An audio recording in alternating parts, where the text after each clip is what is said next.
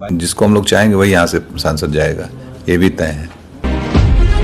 अब बहुजन समाज पार्टी मुझे बहुत कायदे से जानती है। हम लोग तो कहीं कंप्रोमाइज नहीं किए ना। गलत हुआ, आहत है हमारी पत्नी। मुझे कोई बहुत ऐसा नहीं कि बहुत आश्चर्यजनक घटना है। मैं पहले भी 3 बार मेरे साथ ऐसी घटना घट चुकी है। तो मेरे पत्नी के लिए पहली घटना थी, श्रीकला जी के लिए वो आहत है। सारा ठीक रहा, आप लोग पर फोड़ा जा रहा है कि आपने मना कर दिया, उनको कोई चारा नहीं मिला। मैं भी सुन रहा था कि दबाव में ये वो ऐसा। बहुजन समाज पार्टी मुझे बहुत कायदे से जानती है और ख़ास तौर से बहुजन समाज पार्टी की जब सरकार रही, बहन जी जब मुख्यमंत्री रही 2002 में, तब भी मुझे 1 साल जेल रखा गया। हम लोगों को 10-12 मुकदमे ला दे गए। तब तो हम लोगों ने कोई कम, मेरी माता जी का निधन भी हुआ था उस समय। हम लोग तो कहीं कंप्रोमाइज नहीं किए ना। तो बसपा, कम से कम बसपा के लोग जो बोल रहे हैं, अभी खरवार जी हमको लगता है नए नए आए, उन्हें जानकारी नहीं है, इस तरीके की भाषा बोल रहे हैं।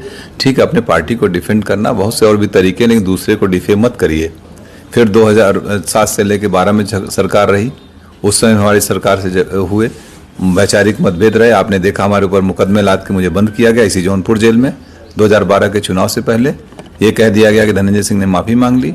हमने कहा ना कोई गलती किया ना कोई माफ़ी मांगे। हमारी भारतीय परंपरा, अगर शरीर भी टच हो जाता है हम लोग कहते हैं बेटा सॉरी, या कोई क्षमा मांग लेते हैं। लेकिन जब तक गलती नहीं होती तब तक कोई वो नहीं होता है। और लोकतंत्र के सब जुमले नहीं है। तब भी हम लोग उसको किए थे। और हमारे, आपको ख्याल होगा 2011 में मुझे जौनपुर आने से रोका गया, धारा 144 लगाई गई थी। लेकिन मैं आया, क्या मैं दबाव डर गया था क्या पुलिस के उस समय की सरकार, तत्कालीन सरकार से? और अभी आप लोगों के सामने 2020 में तमाम आरोपों से अफवाहें चल रही थी ना। बाई इलेक्शन लड़े थे कि नहीं? हम लड़े थे। प्रदेश में कई लोग लड़ रहे थे इंडिपेंडेंट। तो इस तरीके की फर्जी बातें न बोलें। बहुजन समाज पार्टी भी देखा, अमेठी टिकट काटा, बस्ती काटा, आजमगढ़ काटा, बनारस काटा, एक दिन 2 दिन पहले। तो ये इनका हो सकता है कोई इनकी कार्यशैली हो, कोई अपना हो। तो आप अपना काम करिए, जो करना ठीक है, लेकिन लोगों को गुमराह मत करिए। 2024 के लिए क्या बचा है आपके पास? अभी निर्णय होंगे 2-3 दिन में लोगों के साथ बैठ के। जो हमारे तमाम पुराने साथी हैं, बहुत बड़े बड़े सब सहयोगी हैं, जो हमारे ब्लॉक के हैं, ब्लॉक प्रमुख, पूर्व ब्लॉक प्रमुख, बहुत से जिला पंचायत सदस्य हमारे हैं, पुराने साथी, सब लोग बैठ के एक निर्णय लेंगे। तय किया जाएगा, जो उचित होगा वही। झुकाव है किसी पार्टी की तरफ? अभी सब, जब तक हम लोगों के राय मशवरा नहीं कर लेंगे तब तक कोई निर्णय नहीं लेंगे। अभी भूमिका तो अदा करेंगे? बिल्कुल भूमिका अदा करेंगे। बगैर हम लोगों के सहमति, जिसको हम लोग चाहेंगे वही यहाँ से सांसद जाएगा, ये भी तय है। इसके अलावा क्या कोई बात हुई आपकी बहुजन समाजवादी पार्टी के शीर्ष नेतृत्व से? नहीं, किसी से कोई वार्ता नहीं है। हाँ, मैं भी सुना कि वो कह रहे थे कि बहन जी से मेरी वार्ता हुई। मेरी बहन जी से जब मैं MP था 2013, आखिरी वार्ता उनसे फ़ोन पे मेरी 2013 में है। आज तक उसका, और इस टिकट में ना मेरा कोई लेना न देना। मैं जेल में था, आप लोगों को मालूम है। पत्नी को अप्रोच करके उन लोगों ने टिकट दिया, वार्ता उनसे हुई, और आरोप हमारे ऊपर लगा रहे हो। इसका मतलब कुछ पहले से ही मनगढ़ंत कहानी रही होगी ताकि मुझे टो कर दो, मुझे डिफेम करने की बात थी। कोई खेल समझ में आ रहा है क्या इसमें? कुछ तो होगा, लग रहा है कुछ डिफेम। हमको जिस तरीके से बयान दिए गए वो मुझे डिफेम करने के लिए कुछ होगी बात इन लोगों की।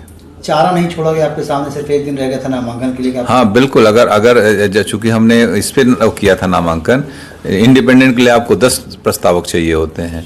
आज हमारे पर्चे खारिज हो जाएंगे।